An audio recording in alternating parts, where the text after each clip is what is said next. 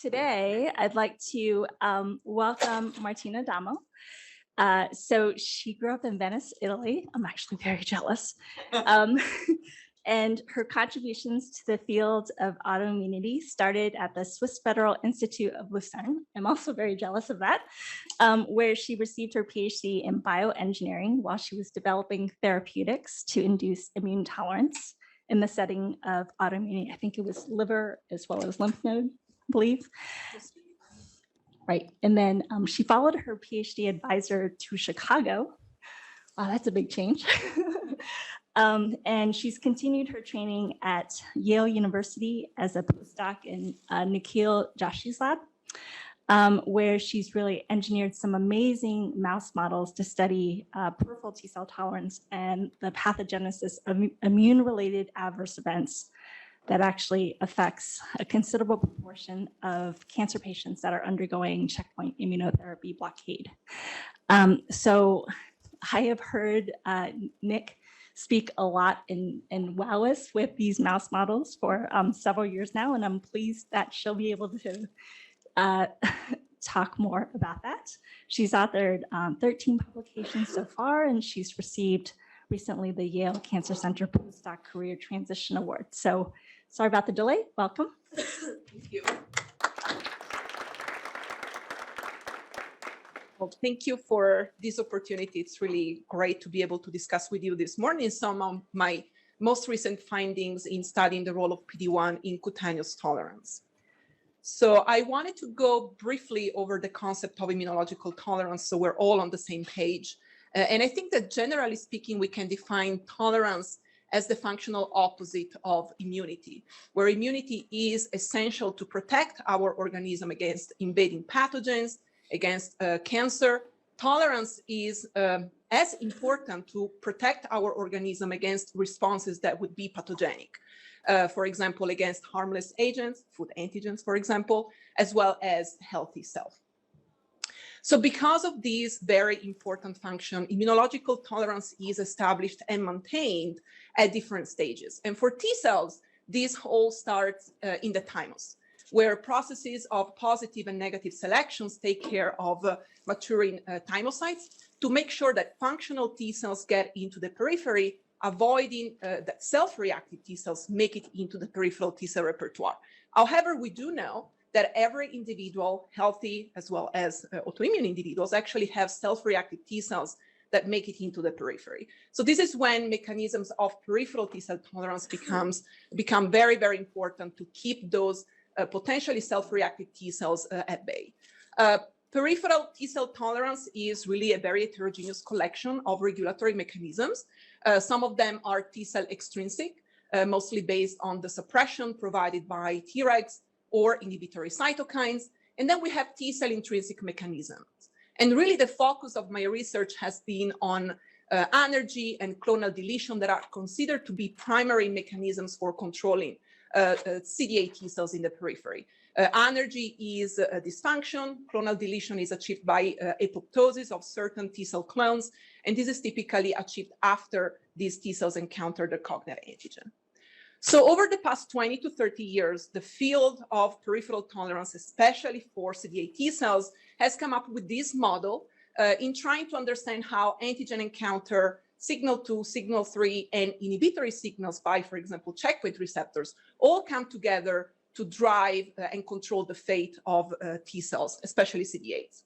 So the model, as you can see, is a bifurcated model where it poses that when naive CD8 T cells encounter their cognate antigen in the presence of inhibition provided by checkpoint receptors, for example, PD-1, which will be the main focus of my presentation today, then those cells develop into a tolerant state. And tolerance in this case for CD8 T cells really is established through deletion or anergy, which means that the T cells fail to upregulate effector functions and typically fail to either infiltrate or survive in the peripheral tissues where the cognate antigen is presented. On the other hand, if that naive CD8 T cell encounters the cognate antigen in the presence of inflammation or in the absence of inhibition provided by checkpoint receptors, then that cell develops into an effector, potentially pathogenic T cell, if the antigen is a self-antigen. So under these conditions, cells will upregulate effector functions such as cytotoxicity. They will expand and infiltrate into the peripheral organs where the cognate antigens are expressed. So once again, keep in mind that this is a bifurcated differentiation model. So the tolerant and the effector state are considered to be different. So different, in fact, that once tolerance is established and a cell has become tolerant, then it loses its dependency on inhibition. So if a tolerant cell receives, for example, checkpoint blockade, according to this model, it should not develop effector functions. Now, as every model, obviously this has been extremely useful over the past decades to guide studies in tolerance, but it does come with very important gaps, which have become extremely significant in these days, especially with the widespread use of checkpoint inhibitors as cancer immunotherapy. So these are some of the gaps that are really outstanding. First of all, we quite don't understand the relationship between antigen encounter and checkpoint receptors, such as PD-1, because naive cells are typically negative for these checkpoint receptors, with the only known exception of VISTA. So how is checkpoint receptors or checkpoint receptor expression going to lead a tolerant fate if at the moment of antigen encounter, these receptors are not expressed? We quite don't know that. Second important gap is that we know that self-reactive T cells can escape peripheral tolerance, especially if their T cell receptors are lower avidities. And last but not least, the problem of immune-related adverse events. So these are really significant adverse events to checkpoint inhibitor immunotherapy. They occur in a large fraction of treated patients. But this is in sharp contrast with what the model of tolerance says, because adverse events occur in immunologically healthy individuals that receive checkpoint inhibitors, and they should not develop these autoimmune-like side effects if the model of tolerance is correct. So because of how relevant the adverse event problem is in the field of cancer immunotherapy and immunology, I wanted to spend a slide on describing what these adverse events are. So these are side effects to checkpoint inhibitor immunotherapy. They occur in about 70 to 80% of treated patients, so it's really a large fraction. And as you can see here from this cartoon, they can virtually occur in any peripheral tissue. However, most frequently they occur in skin or in the gastrointestinal tract. So like I said, these represent tissue-specific autoimmune-like events. We really don't understand their pathogenesis, mostly because we don't have experimental mouse models to study how these adverse events develop. However, we know a few things.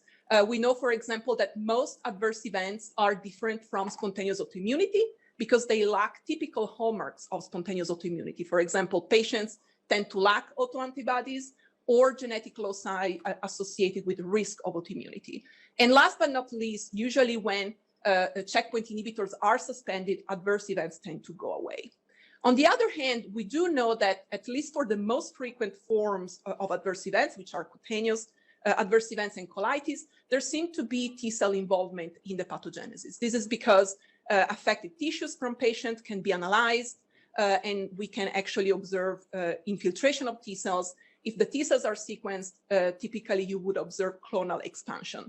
So this would indicate that administration of the checkpoint inhibitors is leading to activation of endogenous T cells, recognizing local antigens driving the onset of these adverse events. So as I was starting my postdoc, really I had this very simple and basic question, which is how can we avoid immunopathology given the fact that we have peripheral self-reactive T cells that escape peripheral tolerance? And so my hypothesis was that perhaps even in immunologically healthy individuals, there are self-reactive T cells in the periphery that are potentially functional, but kept in a tolerant state because of the continuous inhibition provided by checkpoint receptors. And I wanted to test this hypothesis with a new mouse model because previously available mouse models for T cell tolerance have come with important limitations, and really they have not allowed to study T cell tolerance in physiological conditions. Most of these studies, in fact, have been conducted on TCR transgenic T cells, which, as all of you know, are very different from an endogenous population of antigen-specific T cells. So my goals for developing this new mouse model was, first of all, it had to be on a non-autoimmune prone background to be as close to physiology as possible. And like I said, I wanted to have full control over model antigen expression, especially to avoid expression of the model antigens in thymus, because that would lead to central tolerance and lack of the antigen-specific T cells from the peripheral repertoire. Finally, I really wanted to study endogenous antigen-specific T cells. So this is how the Ninja mouse model was born. I worked on this project for roughly the first 2 years of my postdoc. Ninja is an engineered mouse model that stands for inversion-induced joint neoantigen. The name is a catchy name that should explain how we work with Ninja mice in inducing tissue-specific expression of model antigens. So in this model, we work to induce tissue-specific and also time-specific expression of T cell antigens. To us, this truly mimic de novo expression of T cell antigens somewhere in the body, and so we refer to them as neoantigens. And by the way, we can do this both in healthy tissues, like I do typically, but also we can cross Ninja mice to models of cancer. So those will now become neoantigens associated with cancer disease. So the key feature of Ninja mice is that in the wild-type untreated condition, the genetic sequence coding for these model antigens is disrupted. So it's impossible to have what we call leaky expression of the model antigens prior to using the mice for an experiment. And this is key to avoid thymic expression of the model antigens. And the way we achieve this is with this Ninja allele, which is really what characterizes our Ninja mice. So this allele is inserted in the ROSA26 locus, and it has two elements. One is the regulatory element, and one is the neoantigen coding element. As the name suggests, the neoantigen coding element has the sequences coding for the T cell antigens, but in the untreated condition, this is completely off and disrupted, so there's no T cell antigen expression going on in the mouse. The activation of the neoantigen coding elements depends on activation of the regulatory element. This regulatory element expresses a FLIPO-ER recombinase. This is a DNA recombinase that works very similarly to a CRE, but recognizes specific FRT site, which are actually present in the neoantigen coding element. In our version, FLIPO is fused to an estrogen receptor domain. This makes it tamoxifen dependent. So the way we activate the regulatory element is by giving our mice a CRE recombinase, doxycycline, and tamoxifen. This will activate expression of the regulatory element. So now we have a FLIPO-ER, which thanks to tamoxifen is activated, goes back into the nucleus, recombines, and activates the neoantigen coding element. So what's in the neoantigen coding element? So first of all, we chose model T cell antigens that would be very easy to work with. And so our choice was on LCMV-derived GP33, which is a CD8 immunodominant epitope, and GP61, which is a CD4 immunodominant epitope. So with Ninja mice, we can actually study both responses. And so to make this neoantigen coding element FLIPO dependent and also disrupted in the wild type condition, we had to modify this DNA sequence. So first of all, we inserted intronic sequences in these sites and corresponding splice sites. And then we inverted the exon. So this is what is disrupting our sequence so that there's no GP33 or GP61 expression at any time going on in wild-type Ninja mice. And finally, we inserted FRT sites in the intron sequences to make this whole sequence FLIPO-dependent. And we also wanted to make it a little bit more complicated to insert a reporter protein so that this whole neoantigen coding element is actually inserted in a GFP coding gene. So our neoantigens are actually a GFP, GP33, and GP61. And every time there's expression of GFP, we know there is expression of GP33 and GP61. Like I said, in the off untreated condition, this whole unit is disrupted because here we have a stop codon. So in Ninja mice, every cell actually only expresses this portion of the GFP coding gene, which is not sufficient to make it fluorescent. And definitely there's no GP33 and GP61. So Ninja is truly off undetectable. But as we provide FLIPO or we activate FLIPO by giving CRE recombinase, doxycycline, and tamoxifen, this whole unit is recombined, goes back into frame. So now we have a full GFP that is fluorescent and contains GP33 and GP61. So does the system work the way we designed it for? The answer is yes, luckily. So here you see an example from ninja cells in culture. And you see that in the untreated off condition, there's no GFP fluorescence detectable, and only epitopes in the N-terminal portion of GFP can be actually stained for. However, when we give ninja cells pre-recombinase, doxycycline, and tamoxifen, now our ninja allele is recombined and turned on. And so we see GFP fluorescence appearing, as well as both N-terminal and C-terminal epitopes of GFP being detectable. So what about ninja mice? Obviously, this was a very important question for me, wanting to use this model for inducible tolerance. And so an assay that I've been doing on these mice is simply by bleeding mice and looking at circulating cells to detect GFP expression as a reporter for neoantigen expression. So you can see that untreated ninja mice are truly off. There's no GFP being detected.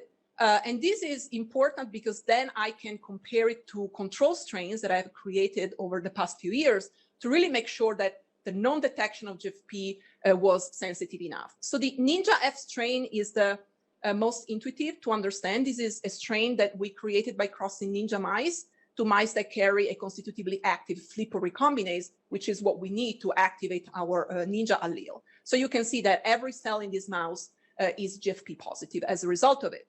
And then the other strain is the Ninja C mouse. This was created by crossing ninja mice to mice that express a constitutively active CRE recombinase.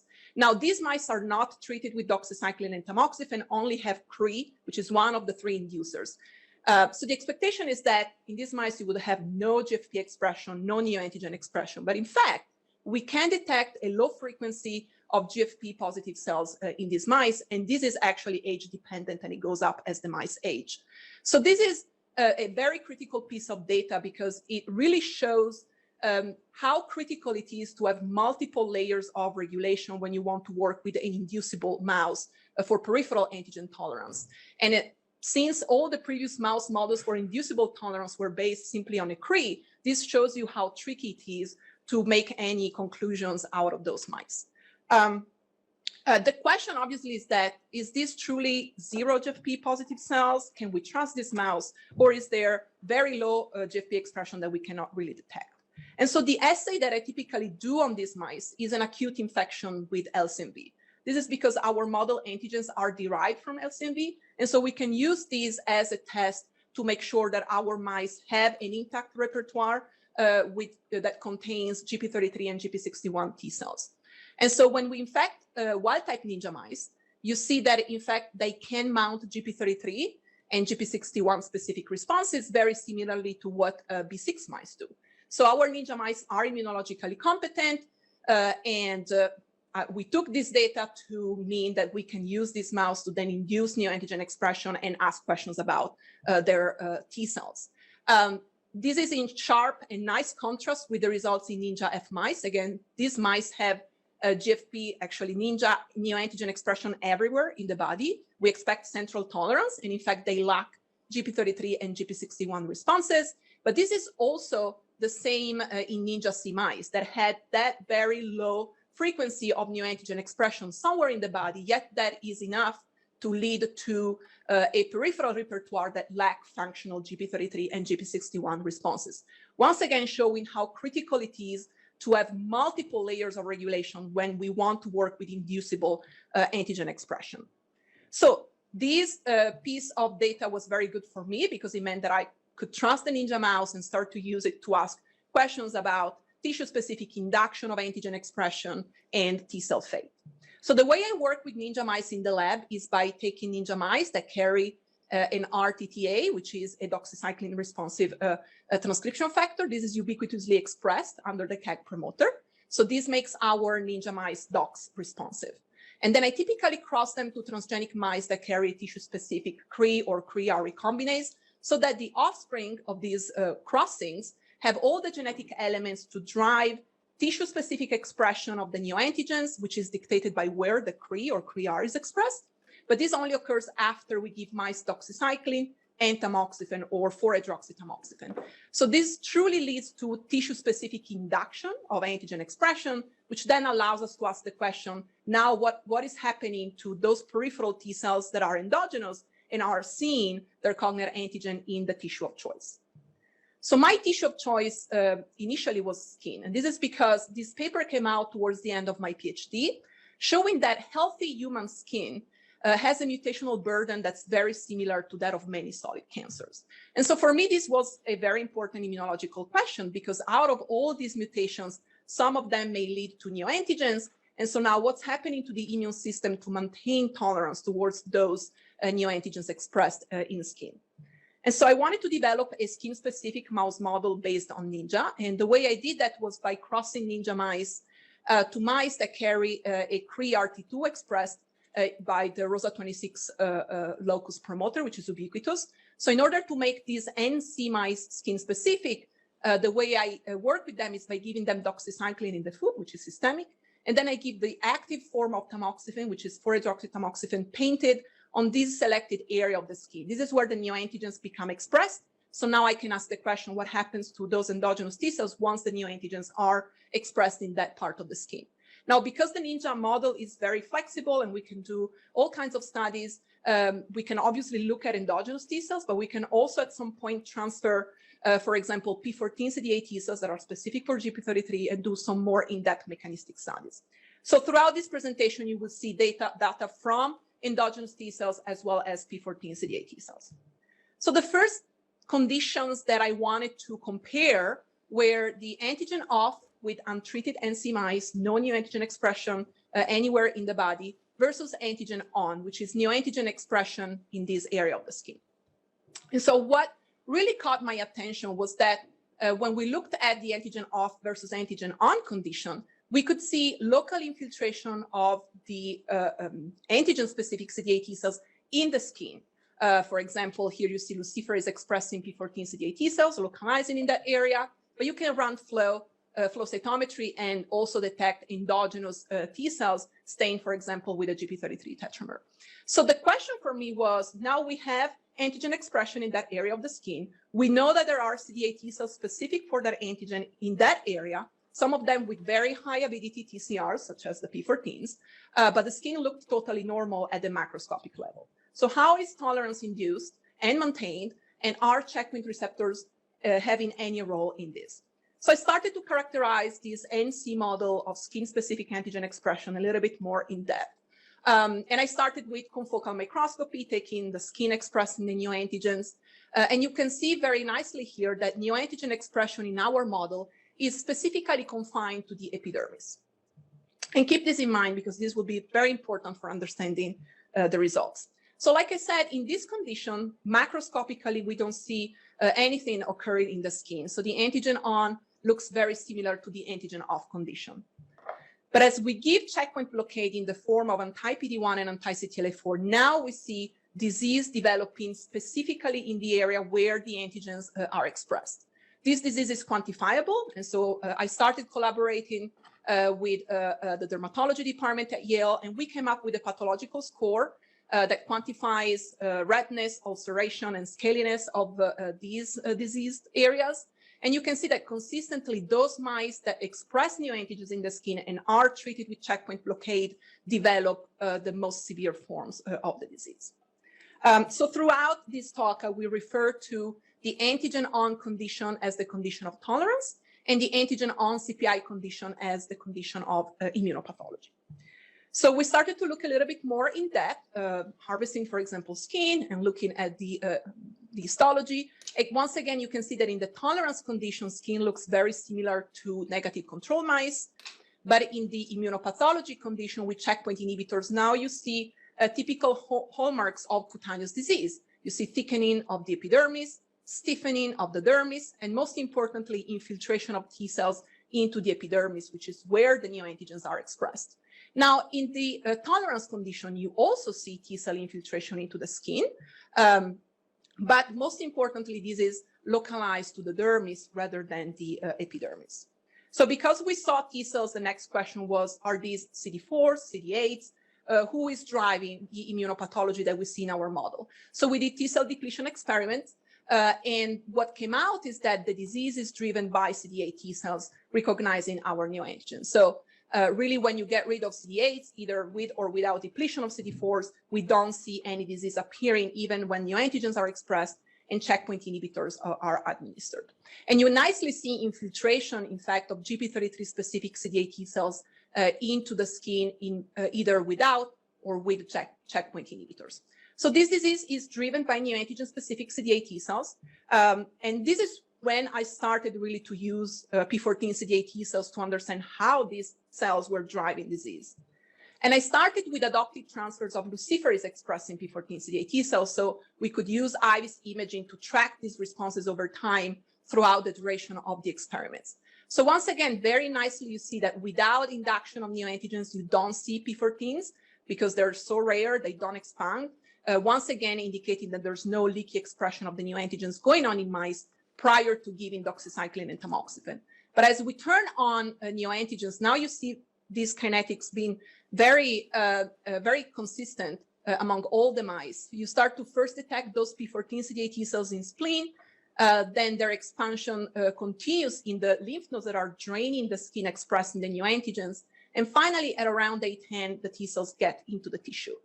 And this is also very consistent with mice that have immunopathology treated with checkpoint inhibitors. And this was one of many surprises of this project, because one original hypothesis that I had in explaining this black and white difference between disease and no disease was that perhaps checkpoint inhibitors were accelerating infiltration of the T cells into the skin, but this data actually showed that it wasn't the case.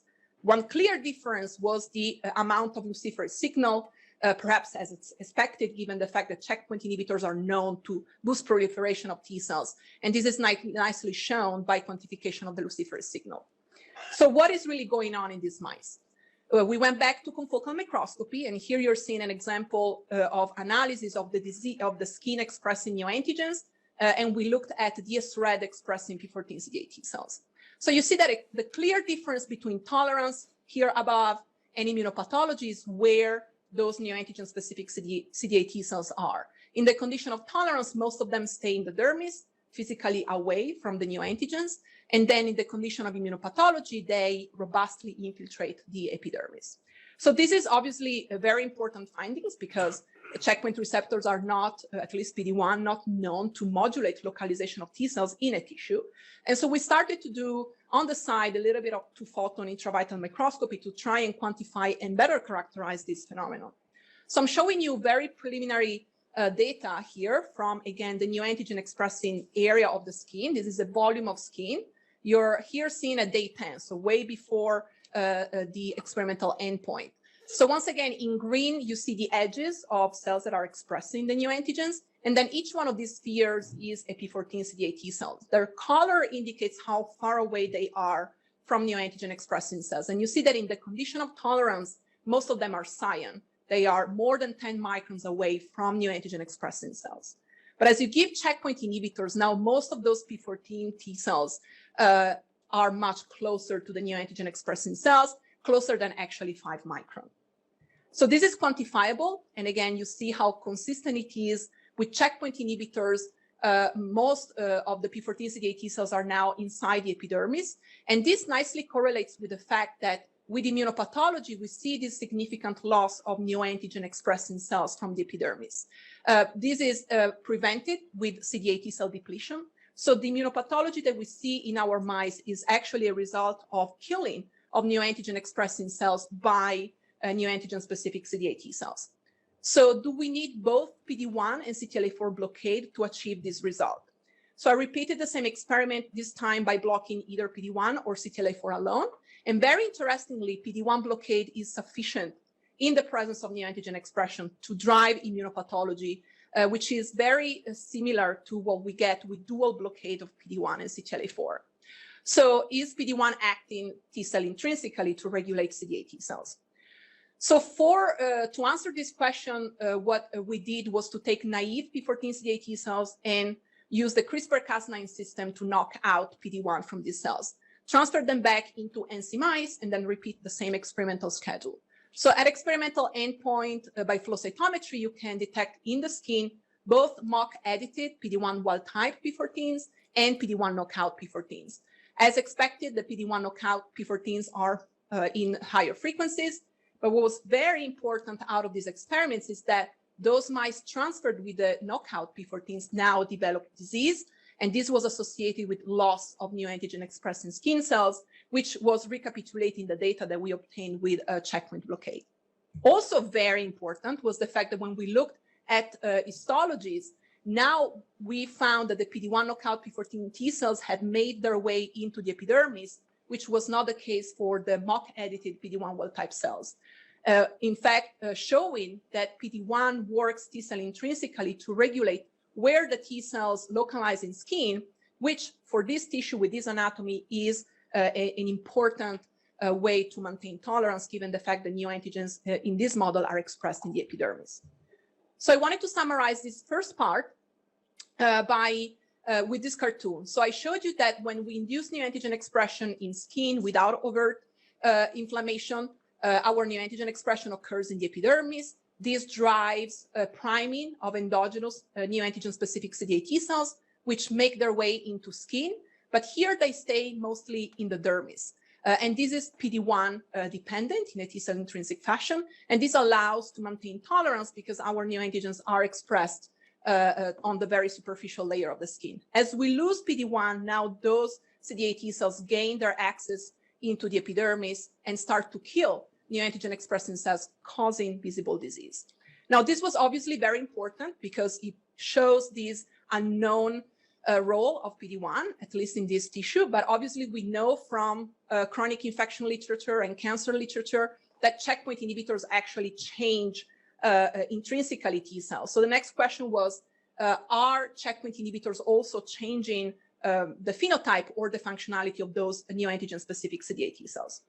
So to explain the disease versus no disease phenotypes that we had from our mice, we came up with two models. One is a replica of the models of peripheral tolerance, with the idea that as we induce neoantigen expression in skin, our neoantigen-specific CD8 T cells would differentiate into a tolerant state with checkpoint receptors. But in the absence of checkpoint receptors, when we give blockade, now they differentiate into a different pathogenic state, inducing disease.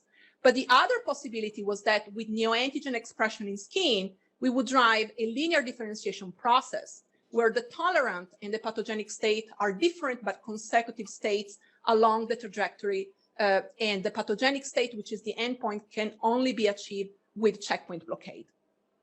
So in order to get to this question, we performed single-cell RNA sequencing analysis of total skin from the neoantigen expressing area. All of our mice had naive P14 CD8 T cells expressing DS-RED, so we could sequence whole skin cells and still identify neoantigen-specific CD8 T cells by their expression of DS-RED.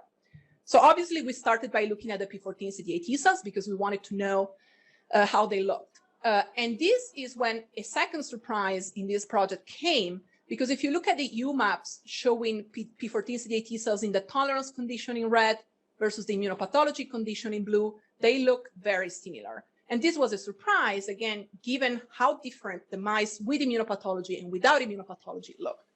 Even more surprising is the fact that if you take their whole transcriptional profiles and compare them to each other with a scatter plot, now you see that most of the genes that they express in the pathogenic condition versus tolerance condition are really expressed at the same level.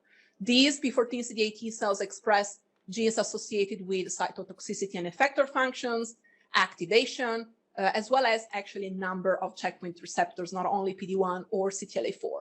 So surprising was, number one, the similarities between the transcriptional profiles of tolerant and pathogenic cells, but also the fact that tolerant cells seem to have a transcriptional profile of effector cells. They express granzymes, for example, and interferon gamma. So this was at the transcriptional level, and obviously we wonder whether maybe at the post-transcriptional level these cells were somehow different. So by flow cytometry, in fact, we can detect some differences between the pathogenic state in blue versus the tolerant state in red. If we look at typical markers of effector functions for CD8 T cells, for example, granzymes, interferon gamma, TNF-alpha, and CD107A as a degranulation marker, you see that with checkpoint inhibitors, actually, we have a higher fraction of positive cells, as well as higher MFIs, higher expression over all of these markers, with the only exception of granzyme B, which is expressed more or less at the same level, both in tolerant and pathogenic cells. So this was indicating that checkpoint inhibitors were perhaps regulating our cells at the post-transcriptional level rather than transcriptional, yet that tolerant cells in the tissue had some effector capacity, but yes, yet they were maintaining tolerance. So we went back to our UMAPs because we were not completely satisfied by how similar these cells looked. And if you notice, there is in the immunopathology condition a little bit of accumulation of P14 CD8 T cells in this tip area of the UMAP. And we wonder whether this was meaningful or not. So we looked at our data with an algorithm, which is called MELD, that allows you to calculate the likelihood of cells in a certain experimental condition. And now with this analysis, you can see that, in fact, there are differences between P14 CD8 T cells that are pathogenic versus those that are not. And so we wonder whether this was perhaps a differentiation difference.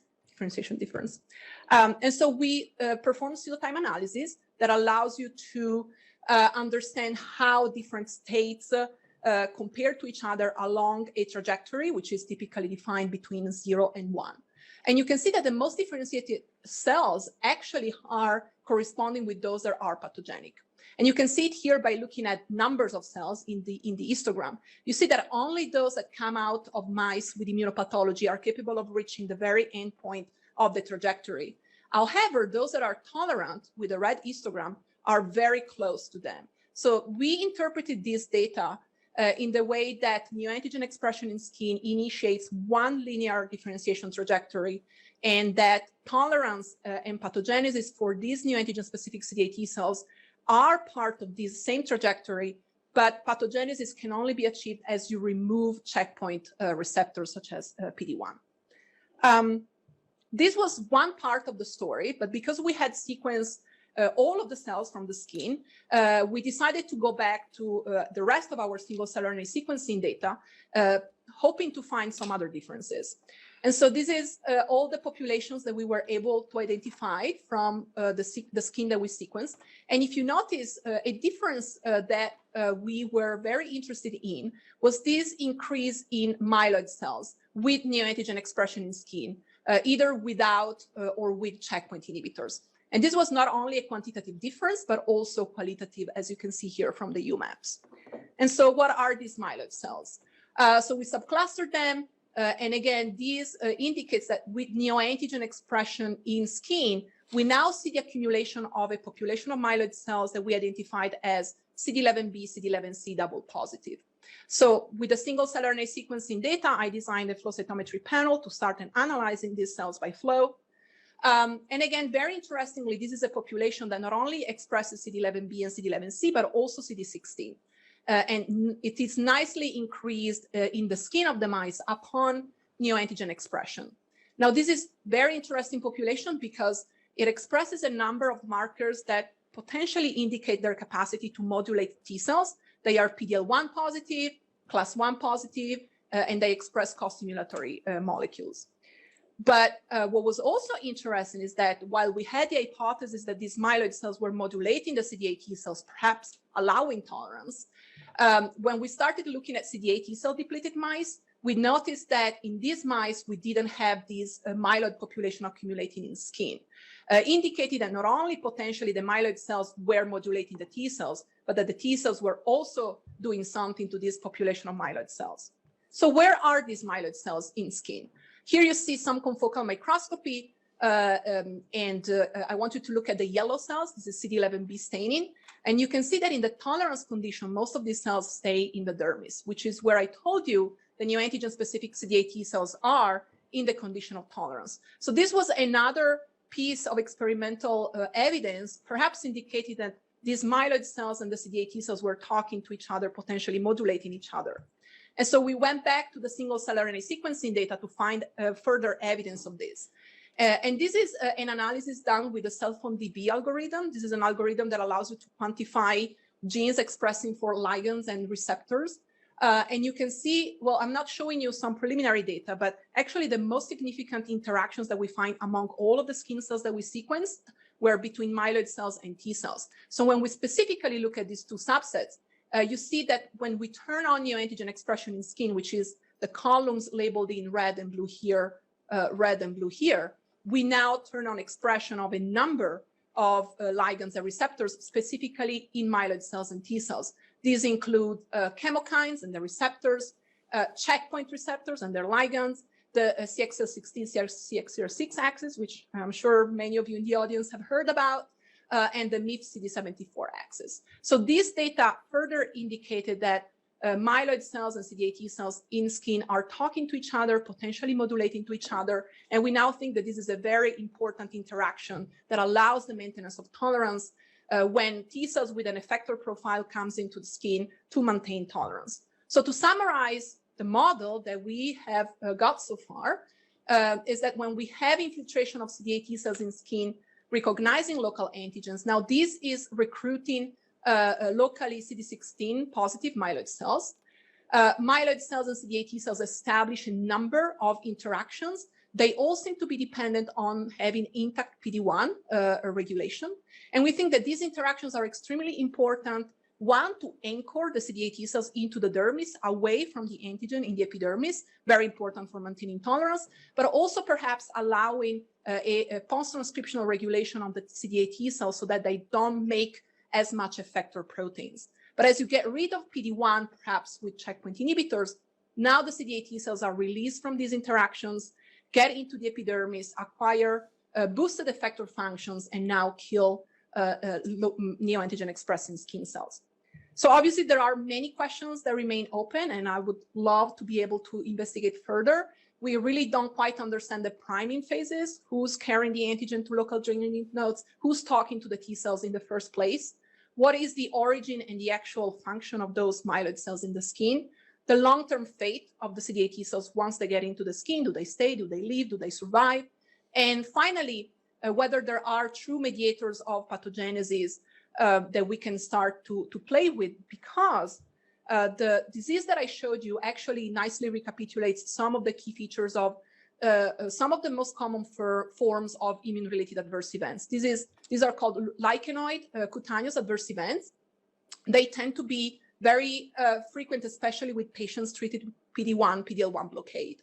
And because we were interacting with dermatologists that were seeing these patients, we started to compare the disease that we saw in our mice versus the disease that they saw in the patients. And actually, they look very similar. So this is good because on one hand, I told you at the beginning, there aren't really preclinical experimental models for these adverse events. And we think that our mouse could be a good model for it. But for me specifically, this was a good avenue to try and use human samples to understand whether the mechanisms that we saw in the mouse were somehow meaningful for human tolerance. And so we sequenced biopsies from patients with lichenoid adverse events. We took punch biopsies from lesional areas with the adverse event, but also from non-lesional areas, so matched in the same individuals. When we looked at T cells, we obviously found a number of clusters, but the one that caught our attention was cluster 1, because it was composed of T cells that we found both in lesional and non-lesional skin. Now, the reason why this is interesting is because this is a cluster of cytotoxic CD8 T cells. And obviously, it wasn't a surprise to see them in a piece of skin with a lesion on it, but we were surprised by the fact that their frequency was very similar in skin that macroscopically looked healthy, which recapitulates what I told you about the NC mouse, where we have tolerance, but yet we have effector-like CD8 T cells in the tissue.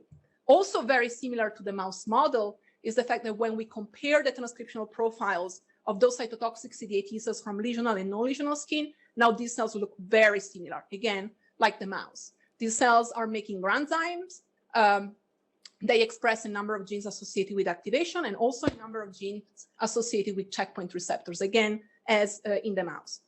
Finally, we also did TCR sequencing from our samples. And again, as expected, we saw evidence of clonal expansion of those cytotoxic CD8 T cells in lesional skin, but we also saw clonal expansion of those cytotoxic CD8 T cells in non-lesional skin, indicating that perhaps a potential mechanism of pathogenesis in a lichenoid adverse event is cytotoxic CD8 T cell driven, recognizing, for example, local antigen.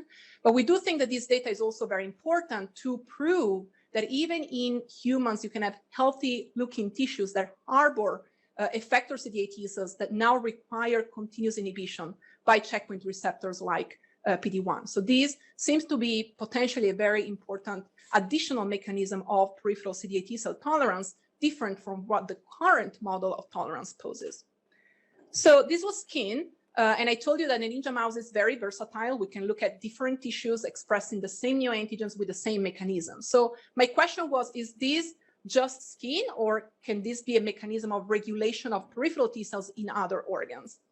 So like Ina said, as a PhD student, I was studying liver tolerance. And actually, this was my very first project as a postdoc. And I kept working on it on the side. And I had come up with this ninja mouse for a liver-specific expression of the neoantigens.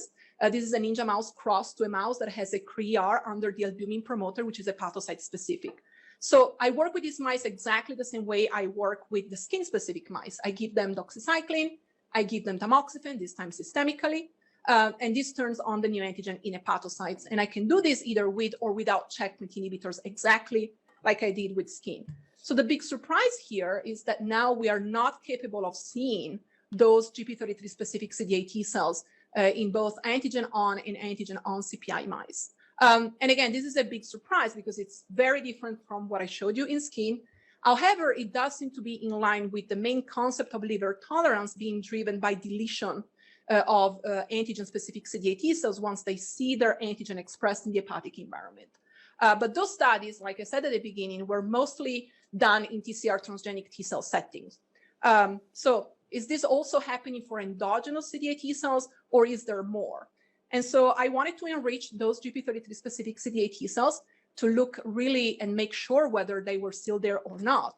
And now you see that after I enrich them, and we can look at very low frequencies of cells, now those endogenous GP33 specific CD8 T cells become detectable and visible. So they are there, they're not deleted, they just look deeply dysfunctional. For example, they express a number of checkpoint receptors. Here an example for PD-1 and TIM3. So I hope I convinced you that peripheral tolerance of T cells is much more complex than what we currently think. And I think that the future of this field is really in the development of better mouse models where we can finally take into account important tissue-specific variables, which are not only the anatomy of tissues, but also presence of the microbiome, tissue damage, as well as environmental factors. And I think that this would be the key to understand this very complicated physiology and ultimately being able to harness this physiology for therapeutic avenues. So I'd like to conclude my talk by thanking a huge list of people, but especially my mentor, Nick, for allowing me the freedom to study tolerance in a cancer immunobiology lab, and all of you for your attention, and now I'll take any question. Thank you.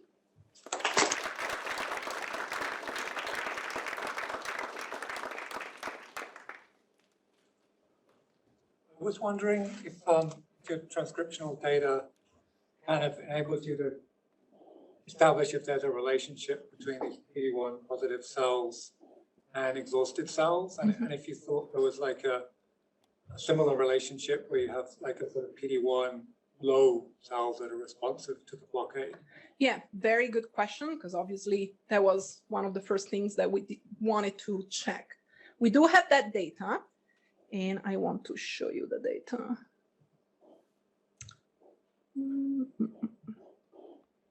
Where did I put it? Okay, I'm gonna go through all of my slides. No. Oh, there it is.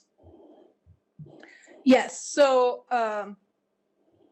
we are very lucky because having a model where we can look at LCMV, we can use clone 13 as a chronic infection and take those LCMV specific T cells that are going through exhaustion and compare them with our data set. So when we do that, this is a fate map, but it's very similar to a UMAP. You can look at it by that. You can see that, in fact, our data set from the skin, which are in red and blue, are not really overlapping with the chronic infection data set, which is in green. And this is actually very good because it further shows you that the differentiation trajectory that we have in a chronic setting, which is typically bifurcated, exhausted, or effector, is not what we have in the skin. So in this case, while our tolerant cells look exhausted because they have a number of checkpoint receptors, they are actually not. maybe sticking on the transcriptional question, I'm wondering, did you guys try to look at whether the sort of terminally differentiated pathogenic fate is reversible? So if you take the mice off of checkpoint inhibitor, Yeah. do they revert back to the non-pathogenic state, or do they just get depleted and go away? Yeah, so the cells do not get depleted. This we know. We have never done the experiments that you're suggesting that I think are very interesting of letting the disease go and remove the mice off the checkpoint inhibitors. We've only analyzed mice in that 15-day window. But what we have done is just inducing antigen without checkpoint inhibitors and let the mice go. Because I think that this is a setting that potentially recapitulates what may happen in a patient. Over time, you get some de novo self-antigens in skin. You may get T cells getting into the tissue, and your life goes on. At some point, you get cancer, get checkpoint inhibitors, and boom, now you have adverse events. So we have done that. The T cells are detectable later after the first induction of the neoantigens. We have looked up to 5 weeks after the initial induction. They're they're in the dermis, but we don't know whether they are responsive to checkpoint inhibitors. We don't know whether those cells are just a remnant or what infiltrated first the skin, or they're replenished from the draining lymph nodes. But definitely these are very important questions, because in patients, if they suspend therapy, now the disease goes away. But it's something that we can definitely do. And then can I ask one more Sure. question? So I'm wondering, along the barrier disruption hypothesis, or why those cells are getting into the epidermis, have you looked at 16S or metagenomics at bacterial dysbiosis on skin? No, this is an open field that I'm really hoping to expand on. We were just surprised that checkpoint inhibitors did that in the first place. In fact, our very first hypothesis, we didn't have any single cell data and really very few microscopy analysis done. We thought that it was the keratinocytes expressing PD-1 and protecting themselves from the T cells. So as you block PD-1 now, they were getting killed. But in fact, keratinocytes do not express PD-1. In fact, the only cell that we see expressing PD-1 is that myeloid CD16 positive cell. So this is really a dermal interaction regulating the T cells. Yeah. Great talk, Martina. So I've always been kind of fascinated by what I understand in the clinic, that the adverse events are more prevalent in melanoma patients than lung cancer patients who are receiving anti-PD-1 therapies. So I'm wondering what are your thoughts on that, about whether the cancer itself could be contributing to this, and skin localization, and just what are your thoughts on that? Well, I think that there are so many open questions in this field simply because we have just started to look at these adverse events. And again, there's no experimental models for it. I think that a hypothesis that's out there is that adverse events may be perhaps more frequent in patients that tend to respond to immunotherapy. But we still quite don't understand whether the antigens that are potentially driving adverse events are related to cancer, which is a very interesting question. And I think that we have the tools to test that, because it's actually one of my aims. But the idea that now we have an adverse event mouse model where you can implant tumors and study the two T cell responses is exactly what I think is the very next step.